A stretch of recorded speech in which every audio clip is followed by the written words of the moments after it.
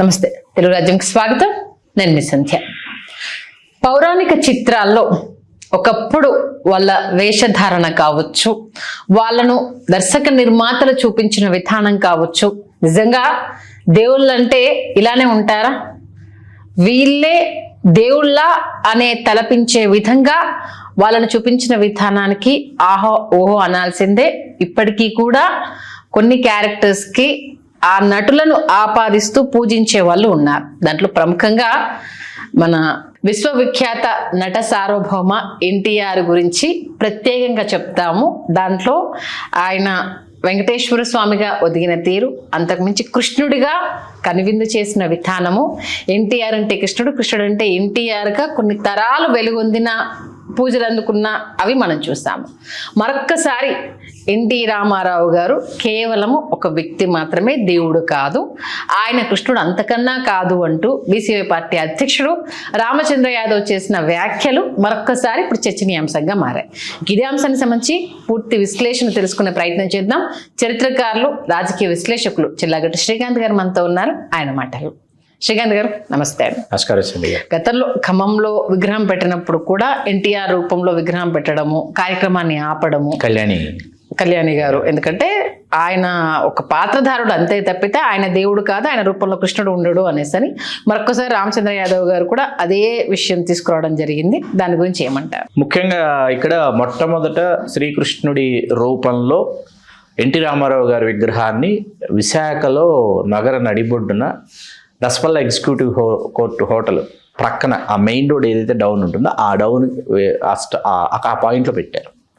పురంధేశ్వర గారు కేంద్ర మంత్రిగా ఉన్నారు, ఆవిడ సాక్షాత్తు విశాఖ లోక్సభ ఎంపీగా ఉన్న సమయంలో జరిగింది. అప్పుడు ఏంటంటే పవర్లో ఉన్నప్పుడు వాళ్ళు ఏం చేసినా చెల్లుబాటు అవుతుంది, మరొకటి ఇంకోటి, కాబట్టి అక్కడ కొన్ని అభ్యంతరాలు అవి వ్యక్తమైనా కూడా ఆ కార్యక్రమం అట్లా నడిచిపోయింది.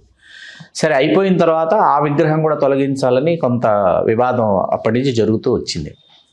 రెండో విగ్రహం గోదావరి పుష్కర్ ఘాట్, అవును, అక్కడ మురళీమోహన్ గారు ఎంపీగా ఉన్నప్పుడు ఆయన దాన్ని చేసినప్పుడు అక్కడ మళ్ళీ అభ్యంతరాలు వ్యక్తమైన తర్వాత ఏమైందంటే అక్కడ అందుకే శిలాఫలకం ఉండదండి. కృష్ణుడా ఉండదు, ఎన్టీఆర్ ఉండదు, శిలాఫలకమే ఉండదు. అవును, గోదావరి పుష్కర్ ఘాట్ ఓన్లీ విగ్రహం మాత్రం విగ్రహం ఉంటుంది. ఆ విగ్రహం ఈ కృష్ణ జయంతి ఇదే మన కృష్ణాష్టమి అప్పుడు ఈ ఎవరైతే యాదవ సంఘాలు అవి ఉన్నాయో అక్కడికి వచ్చి దాన్ని కృష్ణుడి విగ్రహంగానే భావించి పూజలు చేసి వెళ్తారు. ఎన్టీ రామారావు జయంతి వర్ధంతి వచ్చినప్పుడు తెలుగుదేశం వాళ్ళు వచ్చి కార్యక్రమం నిర్వహించుకొని వెళతా ఉంటారు. అది కాసేపు పక్కన పెడితే ఇప్పుడు రామచంద్ర యాదవ్ గారు చేసిన వ్యాఖ్యలు సరే, ఆయన ఏమన్నారంటే ఎన్టీ రామారావు గారు కూడా మామూలు అందరిలాంటి మనిషే, ఆయనేం దేవుడు కాదు, ఆయనేమి కృష్ణుడికి ఆయనేమి కేర్ ఆఫ్ అడ్రస్ కాదు, కృష్ణుడికి ఆయనే కాదు అనేటట్టు వ్యాఖ్యలు చేశారు. సరే, ఇక్కడ దీనిని మనం కాసేపు దాని పక్కన ఆ వ్యాఖ్యల్ని కాసేపు పక్కన పెట్టి తెలుగు సినిమా చరిత్రలో కళ్యాణం రఘురామయ్య గారు, ఈలపాటి రఘురామయ్య గారు అంటారు, ఆయన తొలినాళ్లలో కృష్ణ పాత్రకి ప్రాణప్రతిష్ఠ చేసినటువంటి నటుడు. ఆయన ప్రత్యేకత ఏంటంటే ఆయన పాటలు ఆయనే పాడుకునేవారు, ఆయన పద్యాలు ఆయనే పాడుకునేవారు. ఆయనది చాలా విభిన్నమైనటువంటి గాత్రం, అయింది మధురమైనటువంటి గాత్రం, సాధారణమైన గాత్రం కాదు అది. ఆయన విగ్రహం చాలా భారీ విగ్రహం అండి. ఆయన శరీరాకృతి కానీ ఆయన నడక కానీ టీవీ కానీ చాలా అద్భుతంగా ఉంటాయి. వాస్తవానికి అష్టాదశ పురాణాలలో, భాగవతంలో, హరివంశంలో కృష్ణుడికి సంబంధించి ఏ వర్ణనలు అయితే ఉన్నాయో కృష్ణుడు చాలా బలాఢ్యుడు, కృష్ణుడు చాలా ఎత్తైనటువంటి వాడు, కృష్ణుడి భుజములు చాలా బలమైనటువంటివి ఏవేవైతే వర్ణించారో ఆ వర్ణనలకి సరిపోల్చదగినటువంటి నటుడు కళ్యాణం రఘురామయ్య గారు. ఓకే. అయితే శ్రీకృష్ణమాయ అని ఒక సినిమా ఉంది, నాగేశ్వరరావు గారు నారదులు, ఆయన టైటిల్లో కృష్ణమాయ అంటే ఆయనే, రఘురామయ్య గారే. ఎక్స్ట్రాడినరీ మూవీ అనమాట. ఆ తొలినాళ్లలో కృష్ణుడు వేసి ఆయన తర్వాత గంధర్వుడు వేశాడు, ఇంద్రుడు వేశాడు, మోహిని భస్మాసురులో ఇంద్రుడు అనమాట, అద్భుతమైనటువంటి పాత్ర. అటువంటి నటుడు ఆయన చేస్తూ వస్తున్నటువంటి సమయంలో ఏంటంటే సొంత ఊరు అనే సినిమాలో ఎన్టీ రామారావు గారి మీద ప్రయోగం చేశారు, కృష్ణుడి పాత్ర వేయించి. ఘంటసాల గారి సొంత సినిమా అది చాలా దుమారం లేపింది. ఏది ప్రేక్షకులు హాల్లో గోల చేసేటటువంటి పరిస్థితి రామారావుని కృష్ణుడిగా చూసి. రామారావు గారు భయపడిపోయారు కృష్ణుడి పాత్ర వేయాలంటే. విజయవారి కాంట్రాక్ట్లో ఎన్టీ రామారావు గారు ఉన్నారు మాయాబజార్ నాటికి. విజయవారి కాంట్రాక్ట్లో రామారావు గారు ఉండటం వల్ల రామారావు గారి చేత ఎట్టి పరిస్థితుల పాత్ర పోషింపజేయాలి అనుకున్న తర్వాత మనం ఎన్టీ రామారావు గారి బయోపిక్ అయినటువంటి కథానాయకుల్లో కూడా ఆ సన్నివేశాలన్నీ మనం చూసాం.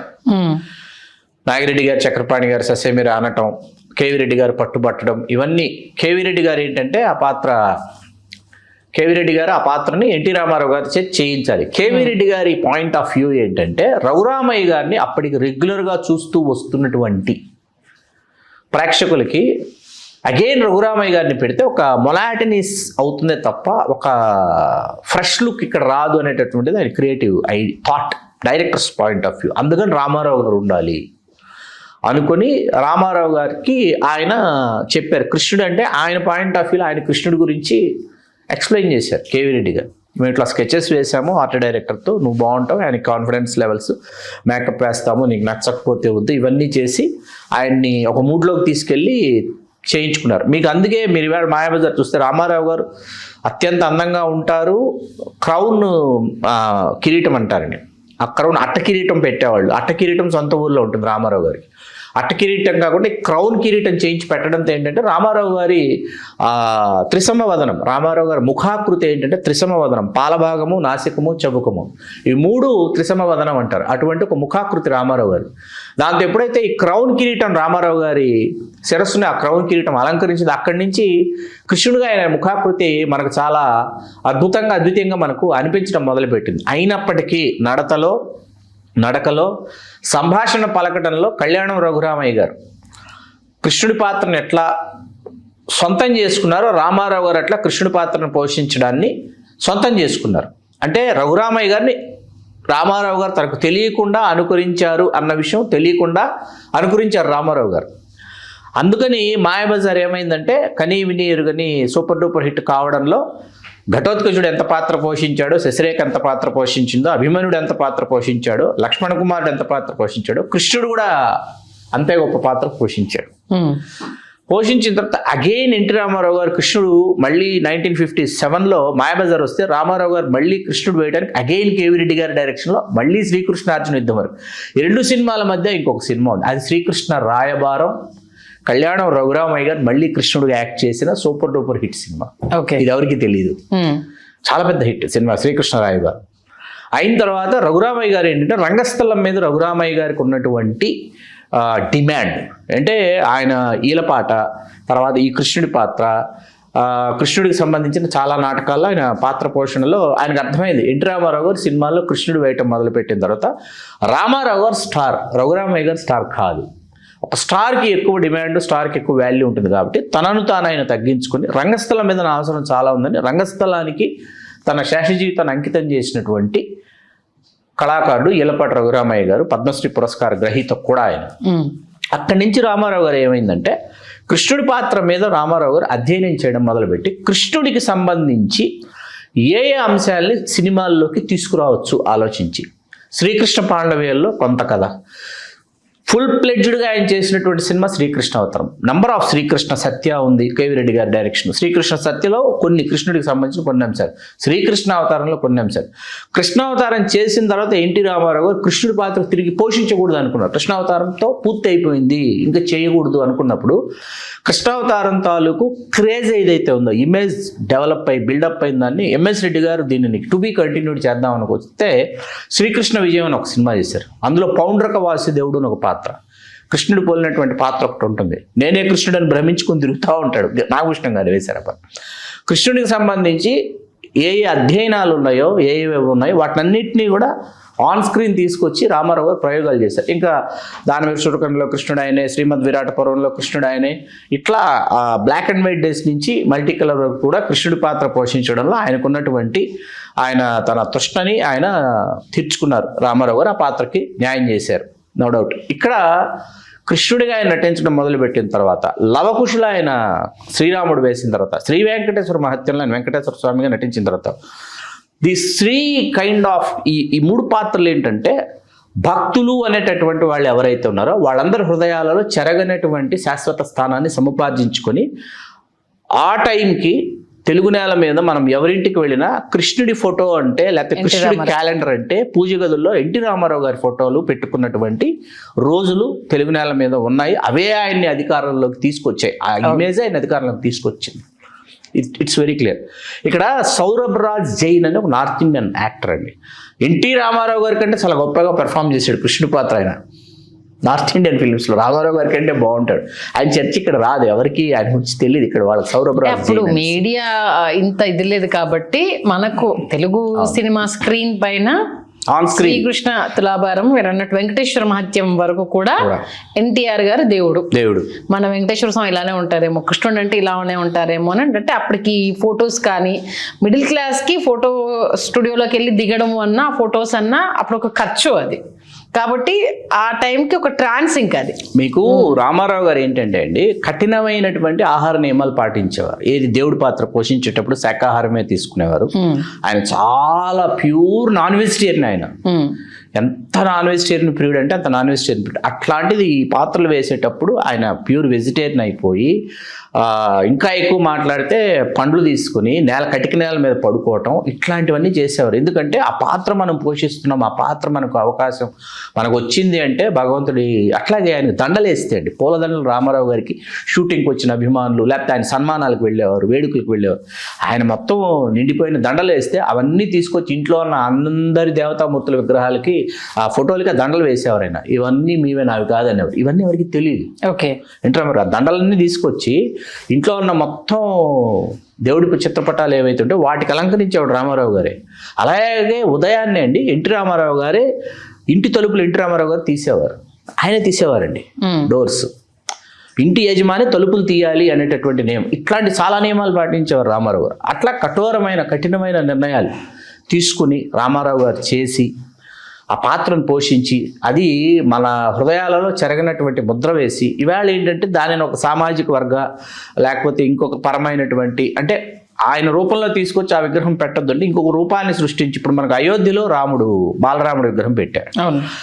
దాని గురించి మీకు అంత క్రితం అసలు అక్కడ బాలరాముడి విగ్రహాన్ని ఆ ఆలోచన ఎవరికి వచ్చిన అద్భుతమైన ఆలోచన అది. అంత క్రితం వాళ్ళు చాలా ఆలోచించుంటారు. రాముడి విగ్రహాన్ని తీసుకొచ్చి ప్రతిష్ఠించాలంటే ఏ రాముడి రూపం కావాలి, ఏ రాముడి రూపం తీసుకురావాలి ఆలోచించి బాలరాముడికి వెళ్ళారు. వెళ్ళిన తర్వాత వేళ అందరూ ఆమోదయోగ్యాన్ని పొందుతోంది అది. అవును. అట్లాగా ఇక్కడ ఏంటంటే కృష్ణుడు అనగానే మన మస్తిష్కంలో కానీ మనకి ఆలోచనల్లో కానీ రామారావు గారి రూపం వచ్చేస్తుంది. రఘురామయ్య గారు ఎంత మహానటుడైనా ఎంత గొప్ప నటుడైనా మీకు శ్రీరామాంజనేయ యుద్ధంలో రఘురామయ్య గారి పాటలు 2 ఉంటాయి. ఏది అర్జాజనార్దనం గారు ఆంజనేయ స్వామి పాత్రకి ఆయన వెలుపల ఆర్టిస్ట్కి పాడింది నీలమేఘ శ్యామారామ, పాటలు పాడింది ఈలపాటి రఘురామయ్య గారు. అట్లా కళాకారుల మధ్య వాళ్ళ మధ్య సుహృద్భావ వాతావరణం అది ఉండేది. రామారావు గారు ఆ పాత్రలకు ప్రాణప్రతిష్ఠ చేసి మనందరిని అలరించారు. కాబట్టి మనం రామారావు గారిని గుర్తుంచుకోవడమో గౌరవించుకోవడమో చేస్తాం. ఆయన ఎప్పుడు నన్ను నాకు పాదాభివందనం చేయండి అని లేకపోతే నా విగ్రహాలు దేవుడి విగ్రహాలు పెట్టండి అని ఆయన ఎప్పుడు అడగలేదు, ఎప్పుడు చెప్పలేదు, ఎప్పుడు కోరలేదు. ఆయన ఏ రోజు కోరలేదు ఎన్టీ రామారావు గారు. ఆయన ఆఫీస్లోకి వెళితే ఆఫీస్ వెలుపల శ్రీరాముడు, లక్ష్మణుడు, సీత, ఆంజనేయ స్వామి విగ్రహాలు ఉంటాయి. రోజు ఉదయం వచ్చి వాటికి పూజ చేసి కొబ్బరికాయ కొట్టి ఆయనే హారతి ఇచ్చి అట్లాగే ఆయన పడగదిలోంచి లేచి వెలుపలికి వచ్చి స్నానం చేసి వెలుపలికి వచ్చిన తర్వాత మన పూజా మండపం ఉంటుంది. ఆ మండపంలో బసవరాంతావరకం గారి ఫోటో ఉంటుంది. దండలేసి గంధపు మాలలు వేసి కాసేపు అక్కడ నుంచి ఆ ఫోటోని చూసుకుంటారు. ఆయన చూసుకుని ఆ తర్వాత కార్యాలయంలోకి వచ్చేవారు. వచ్చి కూర్చున్న తర్వాత కంచి పరమాచార్యులు వారి ఒక చిత్రపటం, తర్వాత షిరిడి సాయిబాబా పాలరాతి విగ్రహం ఒకటి ఇట్లా ఉండేవి. ఆ వెలుపలు వచ్చేసి సీతారాముల వారి విగ్రహాలు ఉండేవి. ధూపం వేసేవారు, ఇల్లంతా ధూపం వేసి ఆయన వచ్చేలోపు ధూపం వేస్తే అక్కడికి వచ్చి ఆయన కూర్చునేవారు. ప్రశాంతంగా పూజ చేసి వచ్చి కూర్చునేవారు. మనం నిజంగా భగవంతుడిని చూస్తున్నామని అనిపించేది. ఆ వాతావరణంలో ఉదయాన్నే రామారావు గారు చూస్తే భగవంతుడు అక్కడికి వచ్చి అక్కడ ఆశీనులు అయి ఉన్నాడా అని మనకు అనిపించేది. అందుకే కదా ఇన్ని కీర్తి ప్రతిష్ఠ ఇంత మాట్లాడుకుంటున్నాం ఆయన గురించి. తెలుగువారి ఆత్మగౌరవాన్ని ఢిల్లీ వీధుల్లో తాకట్టు పెట్టద్దని చెప్పినటువంటి విశ్వవిఖ్యాత నట సార్వభౌమ నందమూరి తారక రామారావు గారు తెలుగువారి ఆత్మగౌరవానికి ఎప్పుడూ ప్రతీకే.